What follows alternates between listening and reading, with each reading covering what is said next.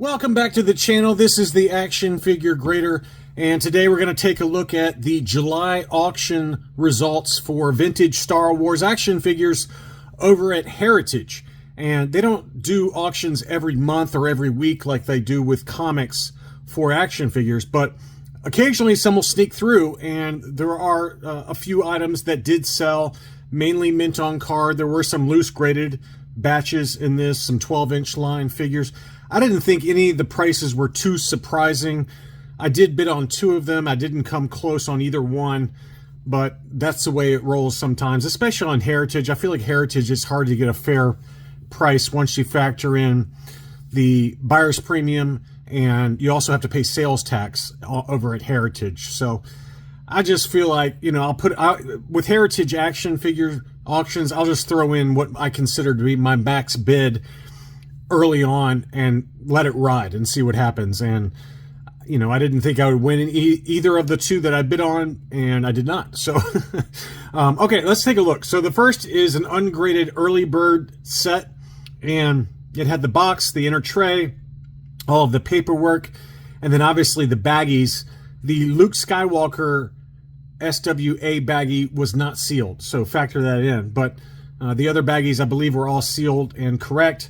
And the baggie for the foot pegs was also sealed. So that one did sell for $32.50. All of the prices I'm going to quote include the buyer's premium. So here it is right here. The figure pegs are in a heat sealed baggie, and all of them are sealed except for Luke Skywalker, who is loose in the bag. So, you know, again, it's not a perfect example, but this is a nice budget friendly early bird kit that went for probably about fair market value. Next up, we had IG-88 and Boba Fett from the 12-inch line. They were sold as a pair, and none of the boxes on the 12-inch figures that I'm going to show you are exactly immaculate. None of them were graded, but they sold most of the 12-inch figures in pairs. This pair sold for $1562.50, and the cellophane window is firmly attached with scuffing, and the tape seal has been broken on Boba Fett, and IG-88, both tape seals are broken. So these are kind of mint in box, but not mint in sealed box. But they're both probably the most desirable of the 12-inch figures, so you can understand the price. I mean, IG-88 loose complete goes for $800, right? That we see pretty regularly in my eBay loose complete updates. So Boba Fett, probably $400 or $500 pretty easily. So I don't think that these prices were too far off. And again, all of these prices include the buyer's premium, but do not include sales tax. So whatever your sales tax is, you got to factor that in. Next up was Han Solo and Leia. Again, not perfect boxes, and neither of these were sealed, I don't believe. $750 for that pair. They also had Luke with the Jawa, and that pair sold for $500. So again, I think all of these prices, even after you factor in taxes, I don't think that those prices were terrible at all. Pretty reasonable prices. Darth Vader and Chewbacca were sold as a pair, and that pair sold for $1031.25. The tape seals on Darth Vader were broken, and same for Chewbacca. So, you know, all of these were the similar condition. But I think $1031 seems a little high to me, but, you know, it is Darth Vader, so that probably played a role as to why that sold so high. Some mint on cards that sold, both graded and ungraded. Here was a 20-back AC-3PO. That one sold for $625. Looked to be in about 75 plus or 80 grade condition minimum. I would say probably, I would lean towards an 80 grade.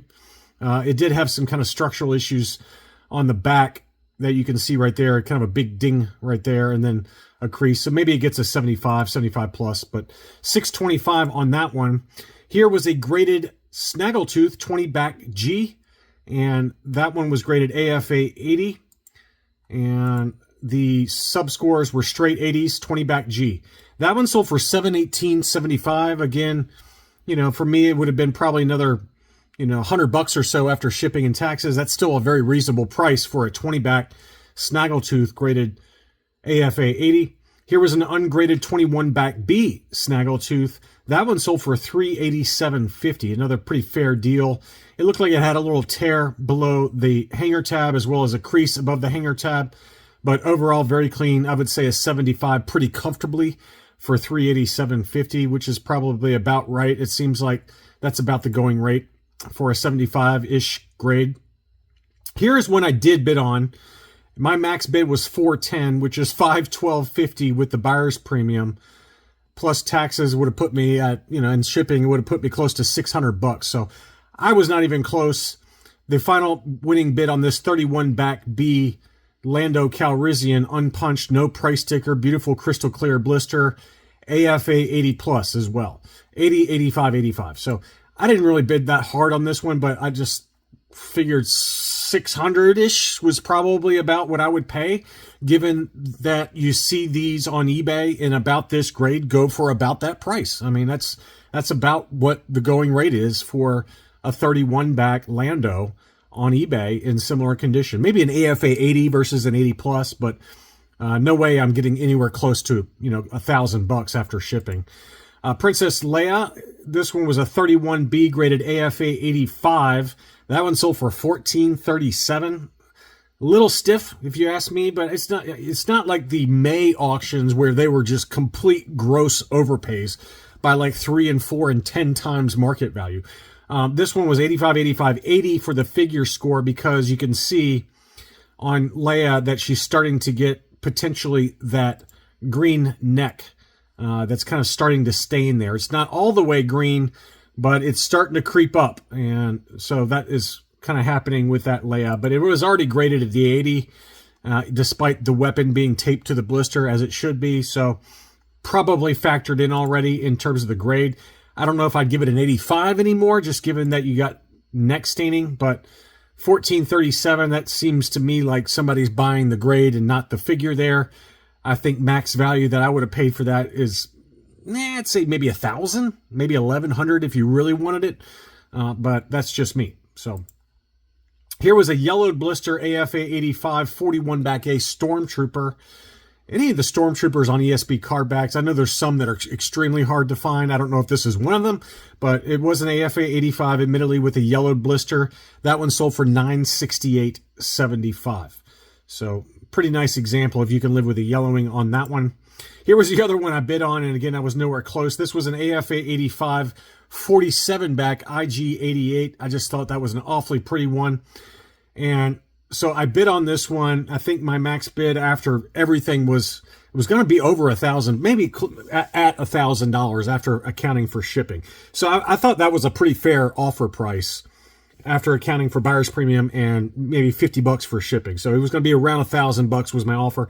It sold for $1,218.75, which is higher than I'd want to go. And the funny thing is that after I got outbid on this on Facebook, somebody listed a 41 back A AFA 80. That was very nice. And I picked that one up on Deal or No Deal on Facebook. So that, and I paid like $685 for it. So again, it's not an AFA 85, but it's a clear blister 41A IG 88 unpunched.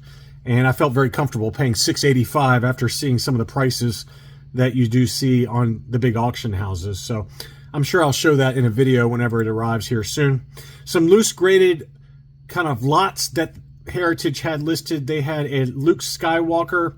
This was a Hong Kong graded CAS 80 plus, and then an Anakin graded AFA 85. That pair together sold for $234, which is not a bad price at all. I think just the Luke by itself is probably worth that. So I think that was a good deal there. And this is Heritage is like that with comic books too, where I'll watch something, I'm like, oh, that's going to go way higher than I can afford. But because there's so many other items that are all ending at the same time, some stuff just falls through the cracks. And, oftentimes some of the big comic books that I'm watching on Heritage that I don't even bother bidding on, they go for less than what I would have paid for it, or even way less than fair market value sometimes. So sometimes stuff does slip through the cracks, and I think that these loose graded were just not of interest to the folks that were bidding. Here's another lot. This was a lot of 3 with the Jawa, Chewbacca, and C-3PO. That sold for $387.50. It was an AFA 85, no COO Chewbacca. a dark brown stitched Jawa AFA 80 Plus, and then a C3PO graded AFA 85 for $387.50. That's not a bad deal. That's not a bad deal. I'd put the value at probably at that price, if not slightly above it. You know, maybe once you factor in taxes, you're talking $425 to $450 after taxes and shipping. That's probably about right. So I thought that one, it wasn't as much of a steal as these two were. So this one was kind of closer to fair market value. Old case styles for Obi-Wan and Leia. The Leia was a Taiwan graded AFA 80, and Obi-Wan was a gray-haired Hong Kong graded AFA 85 for $387.50, which again is not a terrible deal. The Taiwan Leias are a little tougher to find than the Hong Kongs, and you can see it's got this the heavy mascara eyes, which I feel like Taiwan Leias are known for. And you know, it's probably what, a $200 to $250 figure, AFA 80, and Obi-Wan's come back down a little bit, and these were old case styles, admittedly. So, you know, again, that's probably pretty close to fair market value. Here we had the Imperial Army with Darth Vader, the Stormtrooper, and a Death Squad commander. The Death Squad commander was the dark blue emblem, AFA 85, Stormtrooper Hong Kong, AFA 80, and then Darth Vader was an uncirculated 85 Hong Kong for $656.25. Again, you know, that's probably about right. The Stormtrooper is like 150, 175. The Vader is probably easily the most expensive of the three of these figures. Slap it in a new case style, that's a $350 figure all day long. So, again, none of those were particularly steals except for that first batch, I feel like. Some other random items that were in this auction lot. First was a Darth Vader carry case, along with a pretty tatty size Snoodles Rebo band. Those sold for $412.50. And then we had some Power of the Force to finish things off. The first was a Monomon on the Power of the Force card. It did have a tear around the hang tab, so it sold for a cheap price of $275, which, you know, again, that's probably about what a loose complete example in near mint condition would go for. So I thought that was a pretty good deal there. We had Han Solo in Carbonite, yellowed 80 grade. That one sold for $843.75, which I've seen, even after factoring in taxes, you're probably closer to a $950 or so, maybe $975, which again, that's about fair market value for what that is. But that was a pretty nice example, fairly moderate yellowing, unpunched, no price sticker. I think it's worth every penny of that $843 number. And then finally was a Luke Skywalker Jedi Knight on the Power of the Force cardback, just faint yellowing to it.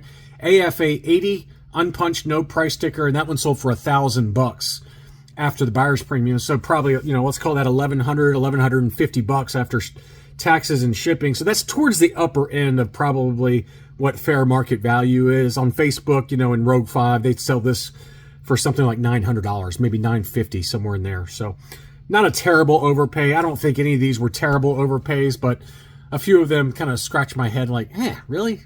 Really? You want to spend that much? But that's the way it is sometimes on Heritage. It's just some stuff slips through the cracks and some stuff gets bid up. So anyway, I hope you enjoyed this look at some of the recent sales in the July auction for action figures over at Heritage Auctions. Thank you as always for watching, and I'll be back soon.